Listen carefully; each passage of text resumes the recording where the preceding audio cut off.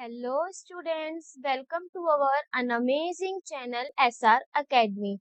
तो आज हम करने वाले हैं क्लास 10th के साइंस का चैप्टर नंबर 4 जिसका नाम है कार्बन एंड इट्स कंपाउंड्स। ये हमारे इस चैप्टर का लेक्चर नंबर 4 होगा जिसमें हम कार्बन एंड इट्स कंपाउंड्स के आगे के टॉपिक्स के बारे में डिस्कस करेंगे। लेक्चर नंबर 1 में अगर हम थोड़ा सा रिकॉल करें तो लेक्चर नंबर 1 में हमने कार्बन के बेसिक के बारे में पढ़ा था। लेक्चर नंबर 2 में हमने वहां पर कुछ अपने सैचुरेटेड और अनसैचुरेटेड कार्बन कंपाउंड्स के स्ट्रक्चर्स के बारे में डिस्कस करा था और जो हमारा पिछला लेक्चर था यानी लेक्चर नंबर 3 उसमें हमने हाइड्रोकार्बन से रिलेटेड कुछ टॉपिक्स पढ़े थे और साथ ही साथ हमने one of the most important topic isomerism के बारे में डिस्कस किया था। तो जो आज का लेक्चर होगा, आज का लेक्चर हमारा होगा होमोलोगस सीरीज पर और किस तरीके से हम नोमेनक्लेचर करते हैं किसी भी कार्बन कंपाउंड की, उसके जनरल फॉर्मूलेस के बारे में डिस्कस करेंगे और यहाँ पे हम फंक्शनल ग्रुप के बारे में पढ़ेंगे। तो जो हमारा आज का लेक्चर है वो हमारे पूरे चैप्टर के लिए one of the most important lecture है, क्योंकि बिना फंक्शनल ग्रुप को जाने, बिना नोमेनक्लेचर के जाने हम इस चैप्टर से रिलेटेड किसी भी तरीके के क्वेश्चन आंसर्स को सॉल्व नहीं कर सकते। तो अब हम अपने आगे के चैप्टर के तरफ बढ़ेंगे और हर एक टॉपिक को अच्छे से क्लियर करेंगे। तो सबसे पहले चैप्टर को स्टार्ट करने से पहले हमें अपने प्रीवियस लेक्चर के बारे में रिकॉल करना है और देखना है कि हमने पिछले लेक्चर में क्या पढ़ा था और हमें क्या क्या चीजें याद हैं। तो प्रीवियस लेक्चर में हमने इलेक्ट्रॉन डॉट स्ट्रक्चर पढ़ा था किसका, हाइड्रोकार्बन्स का। और हमने ये देखा था कि हाइड्रोकार्बन्स में मीथेन, इथीन और इथाइन और उनके इलेक्ट्रॉन डॉट स्ट्रक्चर कैसे होते हैं। इसके साथ साथ वहां पर हमने कार्बन के कुछ स्ट्रक्चर्स पढ़े थे, जिसमें हमने one of the most important structure कौन सा पढ़ा था, पेंटेन का।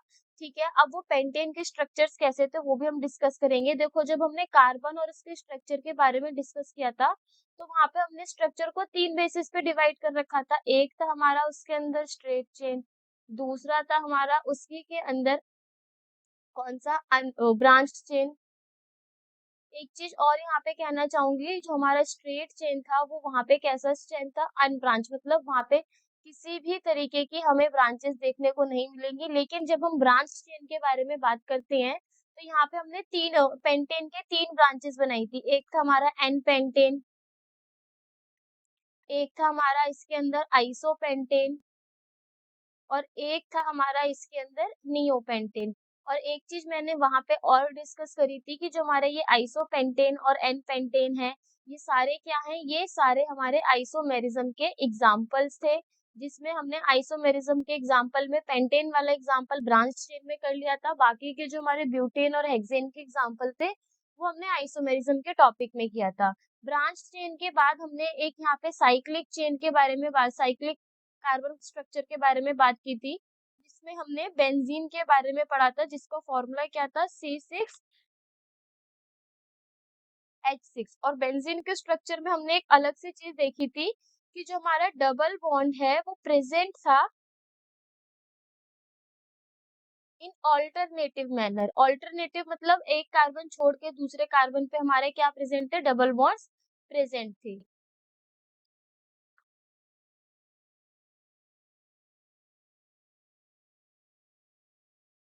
इसके बाद हमने वहां पे अपना one of the most important isomerism के बारे में पढ़ा था, जिसमें हमने ये देखा था कि आइसोमेरिज्म वो होते हैं जिनका स्ट्रक्चर क्या होता है, स्ट्रक्चर चेंज होता है, बट जो उनके मॉलिक्यूलर फॉर्मूला होते हैं वो क्या होते हैं, सेम।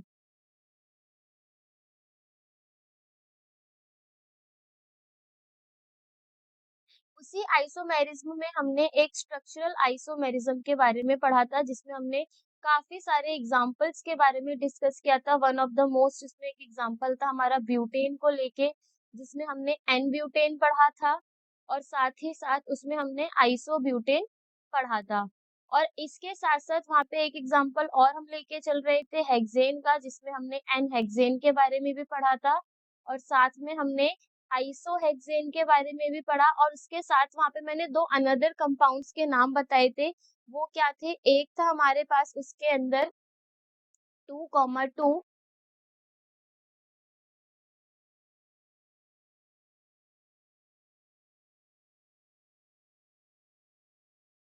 2,2 डाइमिथाइल ब्यूटेन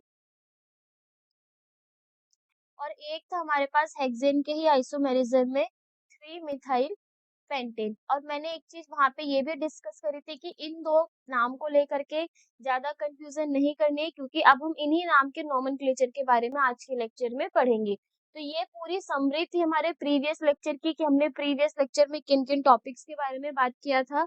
अब उसी टॉपिक से हमने यहाँ पे आज एक नए टॉपिक के बारे में पढ़ेंगे, वो क्या है, nomenclature of carbon and its compound, मतलब किस तरीके से हम कार्बन के कंपाउंड्स के नोमेनक्लेचर को करते हैं।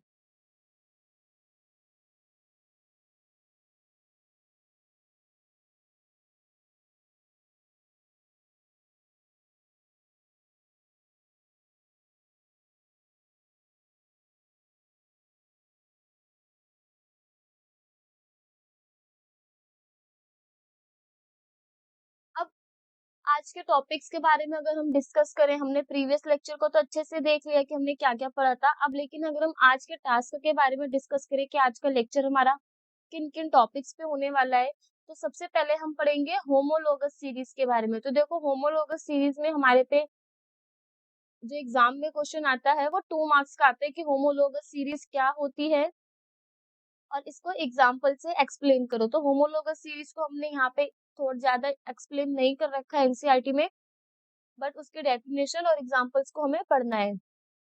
उसके बाद हम बात करेंगे नोमेनक्लेचर ऑफ कार्बन कंपाउंड्स, मतलब कार्बन के कंपाउंड्स को कैसे हम नोमेनक्लेचर करते हैं। नोमेनक्लेचर का वर्ड मैं बार बार यूज कर रही हूँ, बट अगर हम नोमेनक्लेचर को डिफाइन करें तो नोमेनक्लेचर का मतलब होता है नामकरण। हम कैसे कार्बन के कंपाउंड्स को नाम देंगे कि ये हमारा मीथेन है, ये वाला कंपाउंड हमारा इथेन है और ये हमारा प्रोपेन है।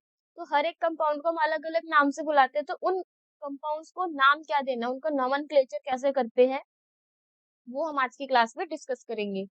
और लास्ट टॉपिक है आज का हमारा, वो है फंक्शनल ग्रुप। तो functional group one of the most important topic है, क्योंकि इसके बिना हम किसी भी कार्बन कंपाउंड्स के नोमेनक्लेचर को नहीं करते हैं। साथ ही साथ फंक्शनल ग्रुप से हमारे पास जो हमारे एमसीक्यू बेस्ड क्वेश्चन है वो ज्यादातर पूछे जाते हैं। हमें कंपाउंड दे दिया जाता है और पूछा जाता है कि बताओ इसके अंदर कौन सा फंक्शनल ग्रुप प्रेजेंट है, और हर एक फंक्शनल ग्रुप का कुछ ना कुछ प्रीफिक्स और सफिक्स है, जिसको हम आज के लेक्चर में कंटिन्यू करेंगे। तो सबसे पहले हम होमोलोगस सीरीज से आज के लेक्चर स्टार्ट करेंगे और अपने फंक्शनल ग्रुप पे आकर के अपने इस लेक्चर को फिनिश आउट करेंगे।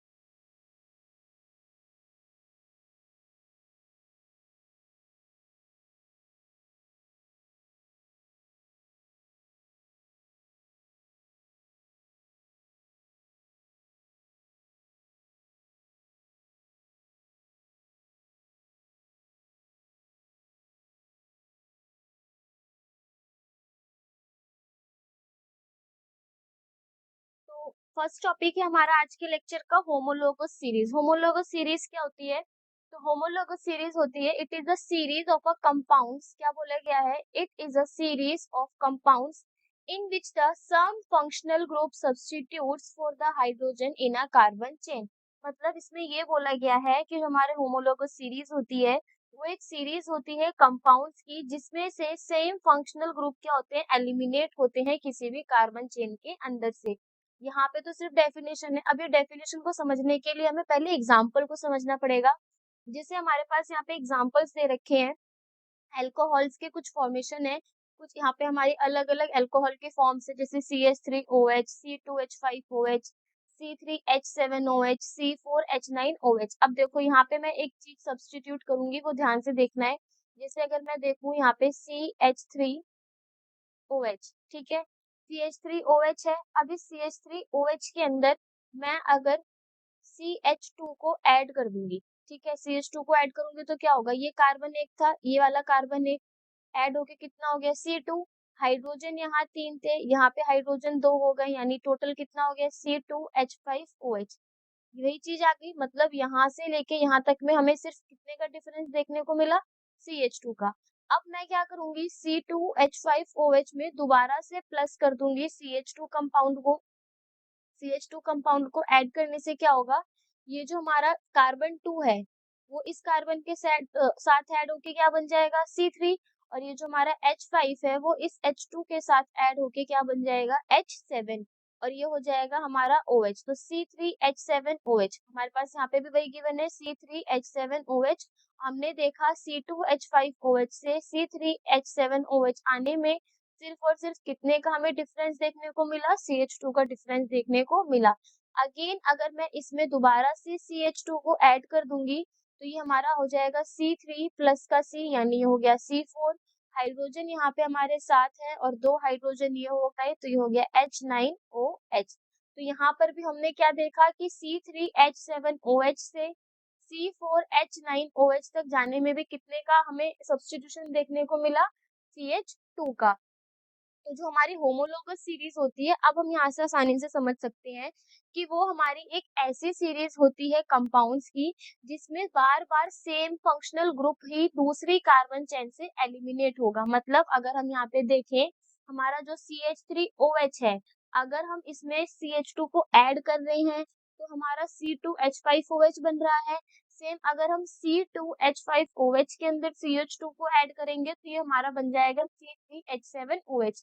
तो यहाँ पे हमें ये देखने को मिल रहा है कि जो अल्कोहल के हमारे पास काफी सारी फॉर्म्स गिवन है, हर एक फॉर्म के अंदर खाली एक CH2 का ही जो फंक्शनल ग्रुप है वो एलिमिनेट हो रहा है। मतलब सिर्फ वही CH2 के ग्रुप का जो एलिमिनेट फंक्शनल ग्रुप है उसको ऐड करने पर हम नए अल्कोहल के कंपाउंड्स को बना रहे हैं। और उस कंपाउंड से CH2 को एलिमिनेट करने पर या सब्स्टिट्यूट करने पर हम वहां पर दूसरे नए कंपाउंड को फॉर्मेशन कर रहे हैं। अगर हम सीधी लैंग्वेज में बोले तो होमोलोगस सीरीज में हर एक कंपाउंड के बीच में वो CH2 के मेंबर से डिफर होता है। मतलब हर एक कंपाउंड से अगर हम किसी चीज को कॉमन निकाले तो वो क्या होगा, एक कार्बन और 2 हाइड्रोजन ही हमें कॉमन देखने को मिलेंगे।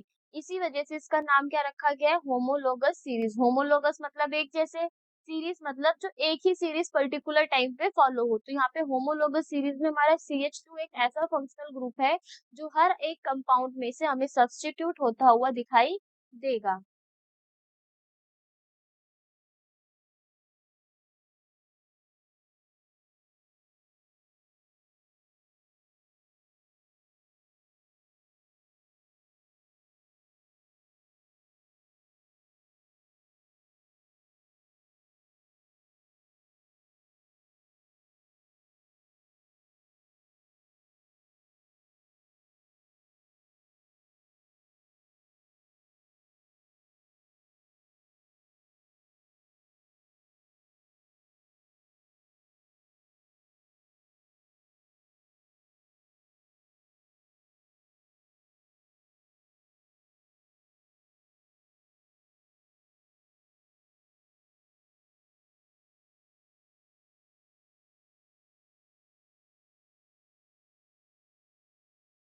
अब होमोलोगस सीरीज के बारे में हमारे पास कुछ और पॉइंट्स दे रखे हैं।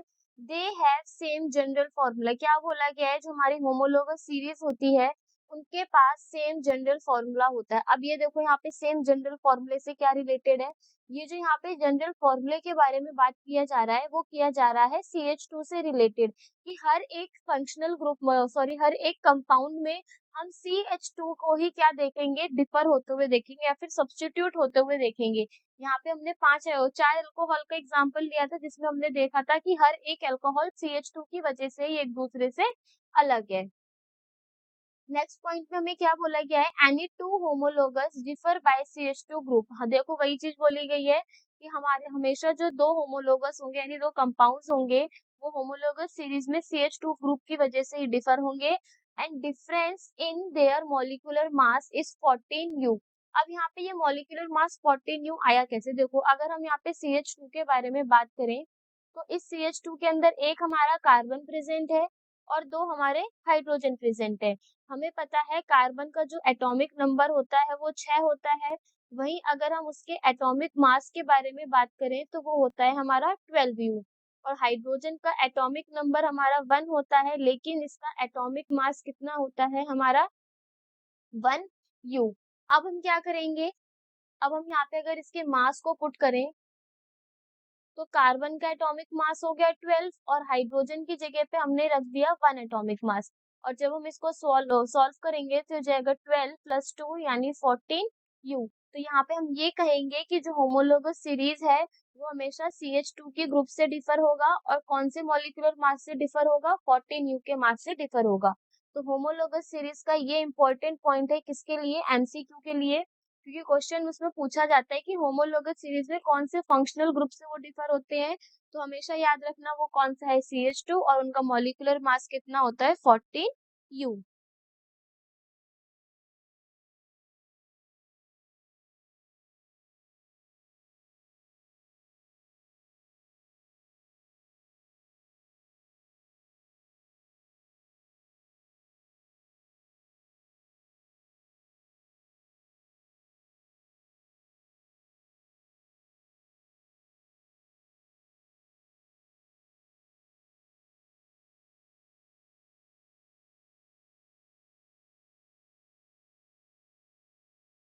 अब हमारे पास इसमें नेक्स्ट पॉइंट गिवन है, क्या बोला गया है, इसमें बोला गया है they have same chemical properties but show gradual change in physical properties. देखो एक चीज हम यहाँ पे देख रहे थे, हमारे पास जो एग्जाम्पल था किसका था, अल्कोहल का था, जिसमें हमारा CH3OH भी क्या है, अल्कोहल ही है। C2H5OH ये भी क्या है, हमारा अल्कोहल। C3H7OH ये भी हमारा अल्कोहल है, और साथ ही साथ हमने एक लास्ट एग्जांपल लिया था C4H9OH।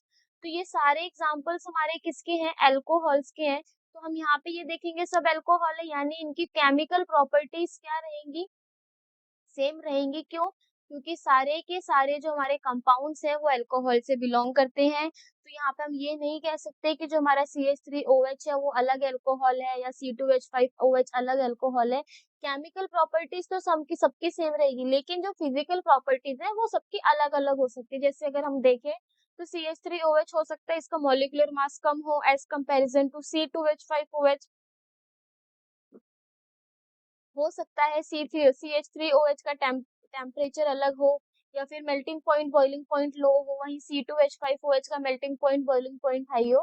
तो हम सिर्फ ये कहेंगे कि होमोलोगस सीरीज में जो केमिकल प्रॉपर्टीज होती हैं कंपाउंड्स की वो सेम होती हैं, लेकिन फिजिकल प्रॉपर्टीज में हमें कुछ चेंजेस देखने को मिलते हैं। अब ये जो फिजिकल प्रॉपर्टीज में चेंजेस आ रहे हैं इन कंपाउंड्स के अंदर, वो किसकी वजह से आ रहे होंगे, तो हमने होमोलोगस सीरीज में ये देखा कि सारे कंपाउंड्स एक दूसरे से CH2 ग्रुप की वजह से डिफर है। तो जो भी इन होमोलोगस सीरीज के अंदर जितने भी कंपाउंड्स हैं उनकी जितनी भी फिजिकल प्रॉपर्टीज हैं वो सिर्फ और सिर्फ इन्हीं CH2 ग्रुप की और ये मॉलिक्यूलर मास की वजह से चेंजेस देखने को मिलेंगे।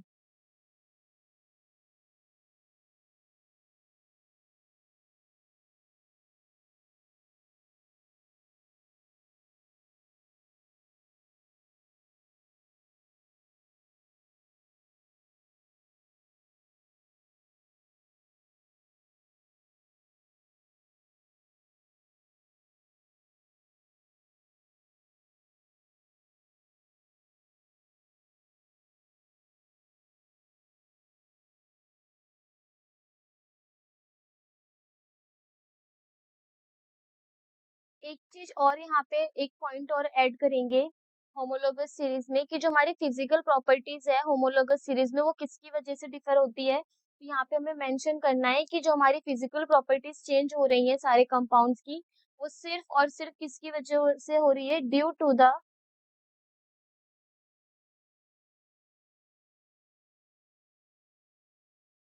डिफरेंस इन देयर मॉलिक्यूलर मास।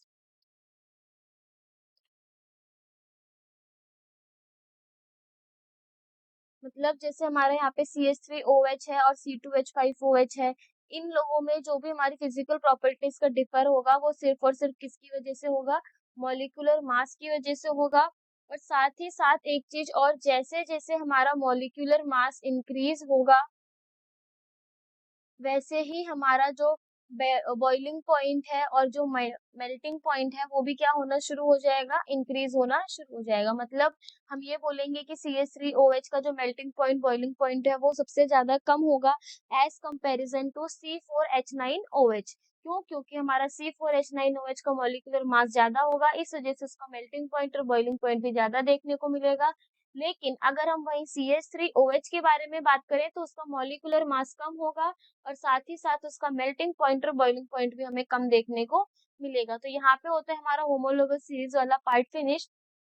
अब हम चलेंगे नॉमेनक्लेचर ऑफ कार्बन कंपाउंड्स में। जो हमारा नेक्स्ट टॉपिक होगा वो है हमारा नॉमेनक्लेचर ऑफ कार्बन कंपाउंड्स। मतलब हम कैसे कार्बन के कंपाउंड्स को नॉमेनक्लेचर करेंगे। नॉमेनक्लेचर का अगर हम नाम रखें हिंदी में तो उसका मतलब होता है नामकरण। मतलब हम कार्बन के कंपाउंड्स को अब हम नाम देंगे कि किस कंपाउंड को हमें मीथेन बुलाना है, किसको इथेन बुलाना है। ये सारे क्या है, हमारे कार्बन के कंपाउंड्स को नाम देने के तरीके हैं। अब पहले हम एक एक करके उनके रूल्स के बारे में पढ़ेंगे। तो सबसे पहला हमारा इसमें क्या गिवन है, identify the number of carbon atoms in compounds. मतलब उस कंपाउंड के अंदर हमारे कितने नंबर ऑफ कार्बन प्रेजेंट हैं, सबसे पहले हमें उसको आइडेंटिफाई करना है। सेकेंड नंबर पे हम क्या करेंगे, functional group is indicated by suffix और प्रीफिक्स। देखो फंक्शनल ग्रुप को हम आइडेंटिफाई करेंगे उसके सफिक्स से और उसके प्रीफिक्स से। अब यहाँ पे ये फंक्शनल ग्रुप क्या है, फंक्शनल ग्रुप को भी समझना है कि फंक्शनल ग्रुप होते क्या है। अब हमारे जो फंक्शनल ग्रुप है उसको हम इंडिकेट करते हैं या तो एज अ सफिक्स या फिर एज अ प्रीफिक्स। सफिक्स का मतलब क्या होता है, ऐसे वर्ड्स जो हमारे किसी वर्ड के आगे लगे। मतलब ये हमारे अ, इसमें नॉमेनक्लेचर में आगे की तरफ लगेंगे और प्रीफिक्स का मतलब होगा प्रीफिक्स हमारे वर्ड के पीछे की तरफ लगेंगे। तो जो हमारा सफिक्स है वो आगे हुआ नॉमेनक्लेचर में और जो हमारा प्रीफिक्स है वो पीछे हुआ। अब इससे पहले हमारी बात आती है फंक्शनल ग्रुप की। तो पहले हम फंक्शनल ग्रुप को देखेंगे, उसके बाद हम जाएंगे अपने प्रीफिक्स और सफिक्स से रिलेटेड क्वेश्चंस को करने के लिए।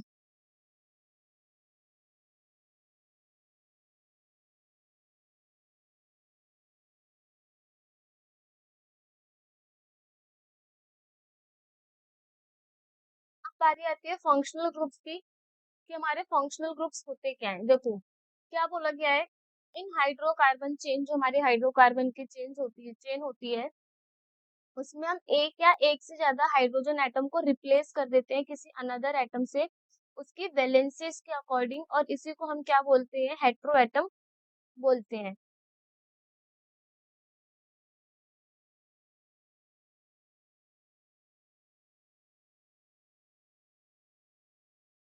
जैसे अगर हम यहाँ हेट्रो एटम के बारे में बात करें, मानो हमारे पास कोई हाइड्रोकार्बन की चेन है, वो कुछ इस तरीके से है, CH3 CH2 CH2 CH2 और लास्ट में CH3। अब हम क्या करेंगे, ये हमारे पास एक हाइड्रोकार्बन की चेन है। हम क्या करेंगे, इस हाइड्रोकार्बन की चेन में अगर हम लास्ट वाले में देखें तो इसको हम इस तरीके से लिखते हैं, कार्बन के पास कितने हाइड्रोजन प्रेजेंट है, 3 हाइड्रोजन प्रेजेंट है। अब हम क्या करेंगे, अब हम इस हाइड्रोकार्बन में ये जो हमारे पास गिवन है इसमें से एक हाइड्रोजन को यहाँ से रिप्लेस कर देंगे और यहाँ पे हम कोई एक्स अनदर वैलेंसी के अकॉर्डिंग कोई एटम लाके अरेंज कर देंगे और वो जो हमारा एटम यहाँ पे लगेगा उसी एटम को हमने क्या बोला है, हेट्रो एटम बोला है। तो मतलब अगर हमारे पास कोई भी हाइड्रोकार्बन की चेन है उसमें से अगर हम एक या एक से ज्यादा हाइड्रोजन एटम को हटा करके किसी दूसरे एटम को लाके वहां पे लगाएंगे उसकी वैलेंसी के अकॉर्डिंग, तो वो हमारा क्या कहलाएगा, हेट्रोएटम कहलाएगा। अब नेक्स्ट लाइन पे हमारे पास इसमें बोला गया है, दीज हेट्रोएटम या फिर group of atoms which make carbon compound reactive and decides its property are called functional group. देखो जो हम यहाँ पे हेट्रोएटम आके लगा रहे हैं, जैसे मैंने यहाँ पे तुम्हें एग्जांपल दिया, हमारे पास जो कंपाउंड है वो क्या था, CH3 CH2 CH2 CH2 और जो ये CH3 है उसको मैंने यहाँ पे ओपन करके लिखा है H3 को इस तरीके से। अब मैंने क्या किया था, मैंने यहाँ पर ये जो हाइड्रोजन एटम है इसको यहाँ से एलिमिनेट कर दिया था और इसकी जगह पर मैंने एक X कंपाउंड लाके लगा दिया, तो जिससे ये हमारा हो गया था C4H3 2 5 6 7 8 9 H9 और साथ ही साथ CH एच और इस एच की जगह पे मैंने क्या लगा दिया, एक्स लगा दिया। तो अब जो यहाँ पे हम एक्स को पुट करेंगे, ठीक है, ये जो एक्स हमने यहाँ पे जो हेट्रो एटम या फिर ग्रुप ऑफ एटम को हमने इस कार्बन के साथ लगाया है जिसकी वजह से इसकी जो प्रॉपर्टी है वो पूरी क्या हो जाएगी, चेंज हो जाएगी और इस हेट्रो एटम को ही हम यहाँ पे क्या नाम दे देंगे, फंक्शनल ग्रुप देंगे। क्यों? क्योंकि यहाँ पर हमारा ये एक ऐसा एटम है जिसके अरेंजमेंट होने से या फिर जिसके साथ कार्बन चेन की बॉन्डिंग होने से उसकी पूरी प्रॉपर्टी चेंज हो रही है, और वो हमें ये बताता है कि इस कंपाउंड की क्या-क्या प्रॉपर्टीज होने वाली है। इस वजह से उस हेटेरो एटम को हम या फिर उस ग्रुप ऑफ एटम को हम क्या नाम देते हैं? फंक्शनल ग्रुप्स बोलते हैं।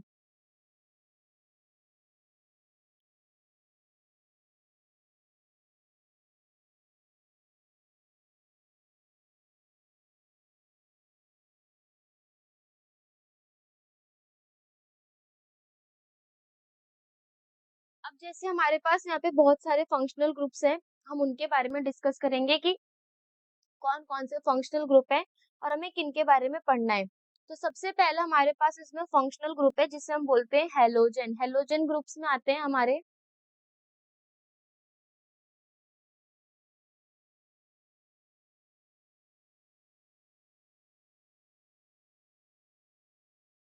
जो हमारा ये हैलोजन ग्रुप्स है, इसमें आते हैं हमारे 3 तरह के कंपाउंड देखो। एक आता है हमारा इसमें Cl जिसको हम बोलते हैं क्लोरो, एक आता है हमारा इसमें Br जिसको हम बोलते हैं ब्रोमो, और एक आता है हमारे पास इसमें आई जिसको हम बोलते हैं आइडो। ठीक है, तो ये हो गए हमारे हेलोजन। अब हमें इसमें ये देखना है कि ये जो हेलोजन है वो एज अ प्रेफिक्स यूज होते हैं या फिर एज अ सफिक्स। तो एक चीज हमेशा याद रखनी है, जो हमारे हेलोजन है उसको हम एज अ प्रेफिक्स यूज करेंगे। अब ये प्रेफिक्स और सफिक्स क्या है इसको हम अभी अच्छे से समझेंगे, बस अभी इतना याद रखना है कि जो हमारे हेलोजेंस होते हैं हम उनको एज अ प्रेफिक्स यूज करते हैं। और अगर हम उनके फॉर्मूलेस के बारे में बात करें,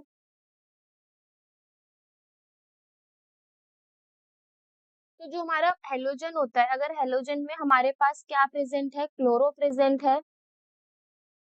तो क्लोरो वाली कंडीशन में हमारी जो लास्ट में बॉन्ड बनेगा हाइड्रोकार्बन का, उसमें हमें क्या ऐड देखने को मिलेगा? Cl। और अगर हमारे पास वहाँ पे ब्रोमो से रिलेटेड कंपाउंड है, नाम में अगर हमारा ब्रोमो प्रेजेंट है, तो वहाँ पे हमें लास्ट में क्या देखने को मिलेगा? बॉन्डिंग में Br बॉन्ड देखने को मिलेगा। अगर हमारे पास कहीं पे आइडो करके नाम है, तो वहाँ पे हमें आयोडीन की वहाँ पे बॉन्डिंग देखने को मिलेगी। तो ये है हमारे हेलोजन कंपाउंड, जिसमें क्लोरो को हम Cl से डिनोट करते हैं, ब्रोमो को Br और आइडो को आई। उसके बाद है हमारे पास अल्कोहल। अल्कोहल को जो हमारा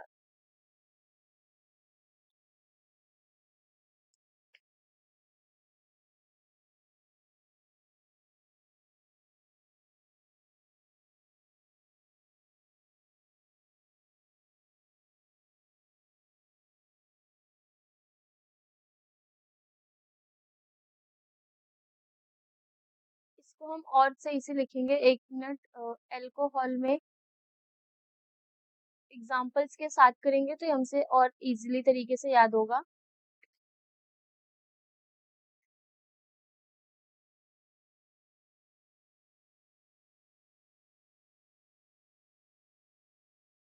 देखो हेलोजन ग्रुप में हमने यहाँ पे डिस्कस करा, हेलोजन में हो गया हमारा क्लोरो, ब्रोमो और आइडो।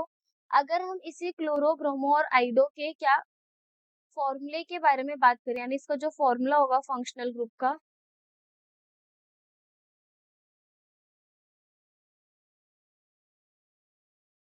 वो क्या होगा? हेलोजन में क्लोरो के लिए होता है हमारा Cl, ब्रोमो के लिए होता है हमारा Br और आइडो के लिए होता है हमारा इसमें I। तो ये हो गया हेलोजन का।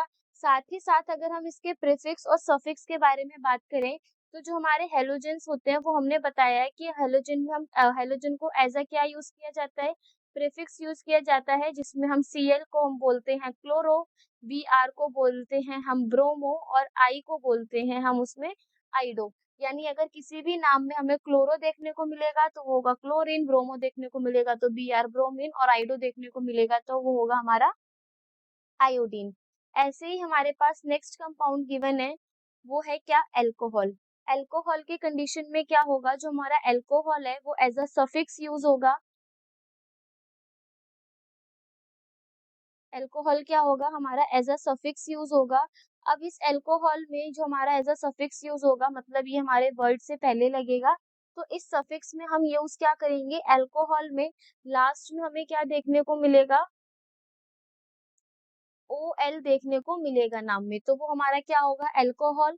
अगर हम इसके फॉर्मूले के बारे में बात करें, जो हमारा फंक्शनल ग्रुप का फॉर्मूला होगा, उसमें हमें क्या देखने को मिलेगा? OH, यानी कार्बन हाइड्रोकार्बन की जब चेन देखेंगे तो वहाँ पे OH प्रेजेंट होगा, और अगर हम उस हाइड्रोकार्बन के नाम को देखेंगे तो वहाँ पे हमें अल्कोहल के कंडीशन में OL देखने को मिलेगा।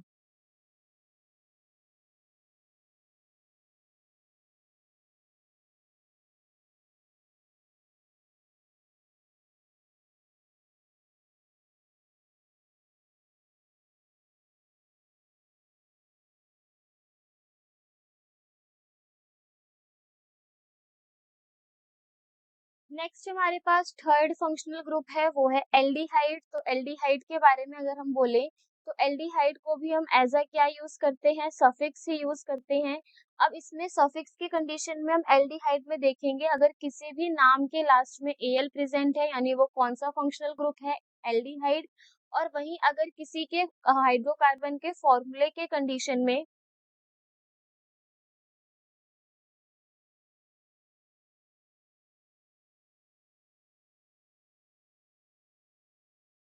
अगर किसी भी हाइड्रोकार्बन के फॉर्मूले के कंडीशन में हमें लास्ट में क्या देखने को मिले?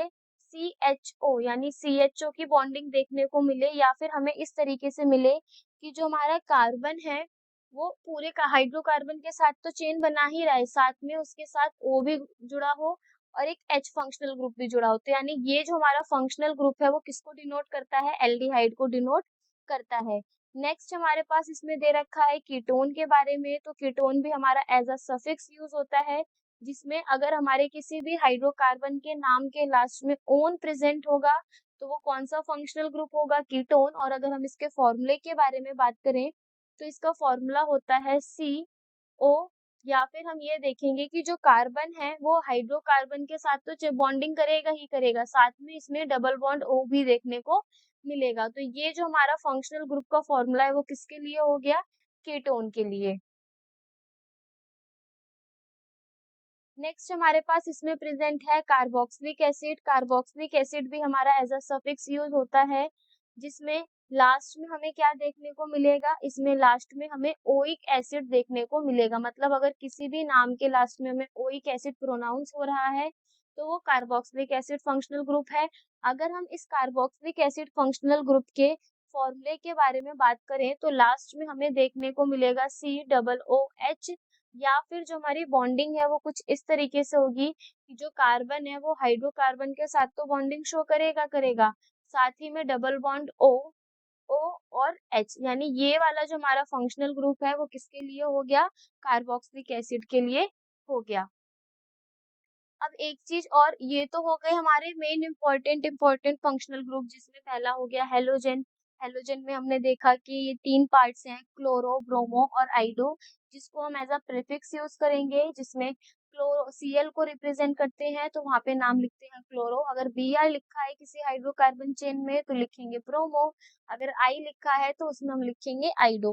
बाकी जो हमारे अल्कोहल हो गए, एल्डिहाइड हो गए, कीटोन और कार्बोक्सिलिक एसिड, इन सबको हम एज अ सफिक्स यूज करेंगे, जिसमें अल्कोहल का सफिक्स हो गया OL, यानी अगर किसी भी हाइड्रोकार्बन के नेम में हमें OL दिखागा तो वो कौन सा फंक्शनल ग्रुप को रिप्रेजेंट करेगा? अल्कोहल को। और अगर कहीं स्ट्रक्चर पे हमें OH रिप्रेजेंट मिलेगा तो भी वो हमें अल्कोहल को रिप्रेजेंट करता हुआ मिलेगा। इसी तरीके से हमारे पास अनदर फंक्शनल ग्रुप है, एक है हमारा एल्डिहाइड, जिसका सफिक्स हो गया हमारा AL, और इसका जो हमारा फॉर्मूला है वो है CHO और C डबल बॉन्ड OH। ठीक है। कीटोन वाले में जो हमारा सफिक्स है वो होगा ऑन, ONE, यानी वहाँ पे अगर हम किसी भी हाइड्रोकार्बन के नेम में ONE देखने को मिल रहा है तो वो कौन सा फंक्शनल ग्रुप डिनोट कर रहा है? कीटोन का। वहीं अगर स्ट्रक्चर में हमें कार्बन कभी भी डबल बॉन्ड O मिलता है तो वहां पे भी वो हमें कीटोन के फंक्शनल ग्रुप को रिप्रेजेंट करता हुआ दिखेगा। लास्ट हमारे पास इसमें दे रखा है कार्बोक्सिलिक एसिड का, जिसमें हमें लास्ट में सफिक्स में देखने को मिलेगा ओइक एसिड, यानी कोई भी हाइड्रोकार्बन का नेम अगर हमें ओइक एसिड लास्ट में प्रोनाउंस हो रहा है तो वो हमारा कार्बोक्सिलिक एसिड फंक्शनल ग्रुप है, जिसका जो फॉर्मूला है वो है C double bond O OH। ठीक है।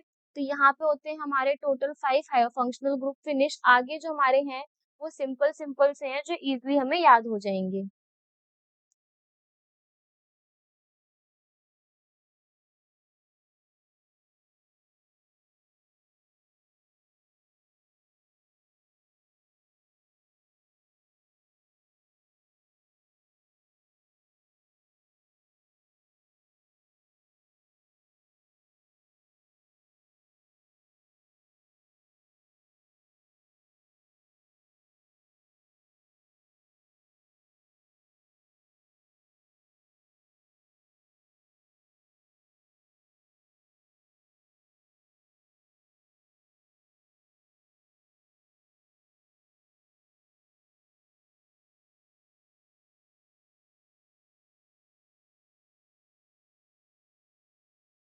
नेक्स्ट फंक्शनल ग्रुप है वो है हमारा एल्कीन्स। देखो एल्कीन्स डबल बॉन्ड, कई बार इसको हम रिपीट कर चुके हैं, डबल बॉन्ड है तो इसका जो जनरल फॉर्मूला होगा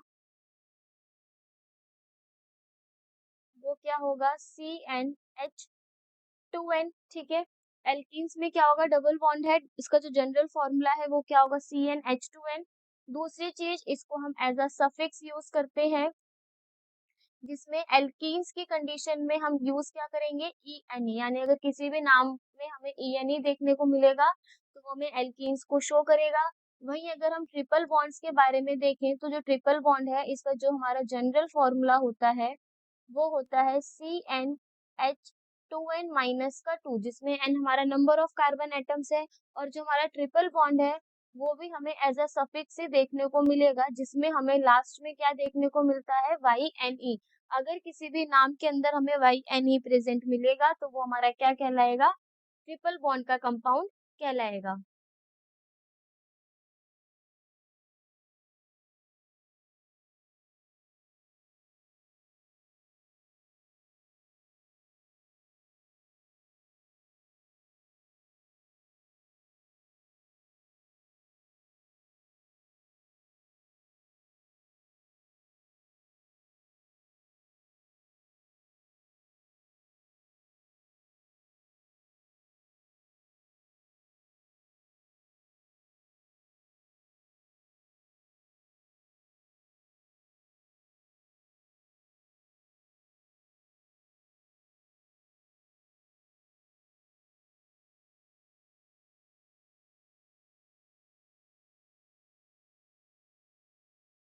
तो यहाँ पे होता है हमारा आज का लेक्चर फिनिश। हमारा जो आज का लेक्चर है उसमें सिर्फ हमने होमोलोगस सीरीज के बारे में बात की, जिसमें हमने ये देखा कि जो होमोलोगस सीरीज है वो CH2 ग्रुप की वजह से डिफर करती है, और साथ ही साथ उसका जो मॉलिक्यूलर मास होता है वो कितना होता है, 14U, यानी 14U मॉलिक्यूलर मास और CH2 ग्रुप के हिसाब से वो डिफर करती है। ये था हमारा होमोलोगस सीरीज। दूसरी चीज हमने वहां पे पढ़ी फंक्शनल ग्रुप के बारे में, जिसमें हमने ये देखा कि फंक्शनल ग्रुप ऐसे ग्रुप या हेट्रो एटम्स होते हैं जिसको हाइड्रोकार्बन चेन में अगर हम दो हाइड्रोजन या दो से ज्यादा हाइड्रोजन को सब्स्टिट्यूट करके दूसरे हेट्रो एटम या ग्रुप ऑफ एटम्स को लगाते हैं, उसकी वजह से उस पूरे कंपाउंड की प्रॉपर्टी चेंज हो जाती है, जिसको हम क्या बोलते हैं, फंक्शनल ग्रुप बोलते हैं। यहाँ पे हमने कुछ फंक्शनल ग्रुप्स के बारे में बात करी, जिसमें पहला हमने हेलोजन ग्रुप के बारे में बात करी, जिसमें एक था हमारा क्लोरो जिसको Cl से रिप्रेजेंट करते हैं, एक था हमारा ब्रोमो जिसको हम Br से रिप्रेजेंट करते हैं, और एक था हमारा इसके अंदर आइडो जिसको हम I से रिप्रेजेंट करते हैं। सेकेंड था हमारा इसके अंदर अल्कोहल वाला पार्ट, जिसमें हमने ये देखा कि अल्कोहल को हम यहाँ पे देखो, जो हमारा हेलोजन है वो एज अ प्रेफिक्स था, अल्कोहल को हम एज अ सफिक्स यूज करते हैं, और सफिक्स में हमारा क्या आता है, OL आता है। वहीं अगर हम इसके स्ट्रक्चर के बारे में देखें तो इसका स्ट्रक्चर क्या होता है, OH। थर्ड हमने वहां पे पढ़ा किसके बारे में, एल्डिहाइड के बारे में, जिसको हमने देखा ये भी हमारा एज अ सफिक्स ही यूज होगा। साथ ही साथ जो हमारे ये एल्डिहाइड सफिक्स में यूज हो रहा है तो इसमें जो हमारा सफिक्स होगा वो क्या होगा, AL होगा, और जो हमारा इसका स्ट्रक्चर होता है वो होता है CHO और C डबल बॉन्ड OH। चौथा हमने इसमें पढ़ा था वो था कीटोन के बारे में। कीटोन में हमने देखा कि ये भी एज अ सफिक्स ही ऐड होगा, और जो हमारा इसका लास्ट में एस सफिक्स होगा वो क्या होगा, ON ही होगा, और साथ में इसका स्ट्रक्चर होगा हमारा CO और C double bond O। And one of the last हमने इसमें पढ़ा जो हार्डेस्ट वाले फंक्शनल ग्रुप थे, एक था कार्बोक्सिलिक एसिड जिसको एज अ सफिक्स यूज किया जाता है, और इसका सफिक्स क्या होगा, ओइक एसिड होगा, यानी किसी भी नाम के आगे अगर हमें ओइक एसिड है तो वो किसको रिप्रेजेंट कर रहा है, कार्बोक्सिलिक एसिड को, जिसका फॉर्मूला हो गया C डबल बॉन्ड OH, और साथ ही साथ C डबल बॉन्ड O और H, इस तरीके से हमें देखने को मिलेगा। सिक्स था इसमें हमारा एक एल्कीन्स के बारे में, एल्कीन्स को भी हम एज अ सफिक्स यूज करते हैं, और सफिक्स के कंडीशन में हमारा उसमें क्या आता है, इन। और एक था हमारा उसके अंदर एल्काइंस, जिसमें हमने देखा इसको भी हम एज अ सफिक्स यूज करते हैं, लेकिन इसकी कंडीशन में आता है हमारा आइन। और लास्ट हमारा एक है हमारे पास इसके अंदर एल्केन, जिसको हम एज अ सफिक्स ई से भी यूज करते हैं, लेकिन नाम में हमें लास्ट में क्या मिलेगा, एन देखने को मिलेगा। तो ये था हमारा आज के लेक्चर का ओवरऑल समरी, जो भी हमने पढ़ी और जो भी हमारे इसके इम्पोर्टेंट पॉइंट्स थे। तो अगर मैं यहाँ पे इम्पोर्टेंट मार्क करूँ तो आज का लेक्चर का one of the most important part है ये फंक्शनल ग्रुप, क्योंकि अभी सिर्फ हमने फंक्शनल ग्रुप के बारे में जाना है। नेक्स्ट क्लास में हम क्या करेंगे, इन्हीं फंक्शनल ग्रुप का यूज करते हुए अपने कार्बन के जितने भी कंपाउंड्स हैं उनकी नेमिंग को करेंगे और देखेंगे हम किस तरीके से कार्बन के कंपाउंड्स में नेमिंग दे सकते हैं। तो मिलते हैं अपने नेक्स्ट लेक्चर में, जिसमें हम क्या करेंगे, कार्बन के कंपाउंड्स और उनके नेमिंग के रूल्स के बारे में पढ़ेंगे।